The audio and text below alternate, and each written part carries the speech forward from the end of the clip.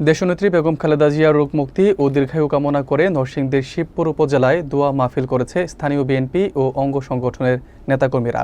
এতে উপস্থিত নেতাকর্মীরা দ্রুত আরোগ্য লাভের জন্য বিশেষ মোনাজাত করেন এবং গণতন্ত্র পুনরুদ্ধারের আন্দোলন বেগবান হবার আশা ব্যক্ত করেন। বিস্তারিত থাকছে এস আলমের প্রতিবেদনে। নরসিংদীর শিবপুর উপজেলায় গত মঙ্গলবার বিকেলে বিএনপি চেয়ারপারসন বেগম খালেদা জিয়ার রোগ মুক্তি ও দীর্ঘায়ু কামনায় এই দোয়া মাহফিল অনুষ্ঠিত হয়। স্থানীয় নেতাকর্মীদের উদ্যোগে আয়োজিত এই অনুষ্ঠানে শিবপুর উপজেলা ও বিভিন্ন ইউনিয়নের বিভিন্ন যুবদল, স্বেচ্ছাসেবক দল ও অঙ্গ সংগঠনের বিপুল সংখ্যক নেতাকর্মী উপস্থিত ছিলেন। দোয়া মাহফিলের সভাপতিত্ব ও পরিচালনা দায়িত্বে থাকা আবু সালেক রিকাবদার জানান, দেশনেত্রী বেগম খালেদা জিয়া এই দেশের গণতন্ত্র ও মানবাধিকারের আপসহীন কণ্ঠস্বর ও দেশের মানুষের মতোই তার সুস্থতা আন্তরিকভাবে কামনা করেন।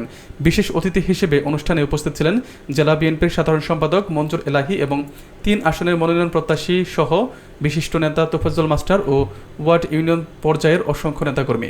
বক্তারা তাদের বক্তব্যে উল্লেখ করেন যে দেশের সাধারণ মানুষ খালেদা জিয়াকে সুস্থ দেখতে চায় এবং তিনি সুস্থ হয়ে রাজনীতিতে ফিরে এলে গণতন্ত্র পুনরুদ্ধারের আন্দোলন আরও গতিশীল হবে বলে তারা আশাবাদ ব্যক্ত করেন। মাহফিল শেষে উপস্থিত সকল নেতাকর্মী ঐক্যবদ্ধভাবে দলীয় কার্যক্রমকে এগিয়ে নিয়ে যাওয়া এবং বর্তমান রাজনৈতিক পরিস্থিতিতে সংগঠনকে আরও সুসংগঠিত করে জনগণের পক্ষে আন্দোলন বিক্ষোভকে শক্তিশালী করার অঙ্গীকার পুনর্ব্যক্ত করেন।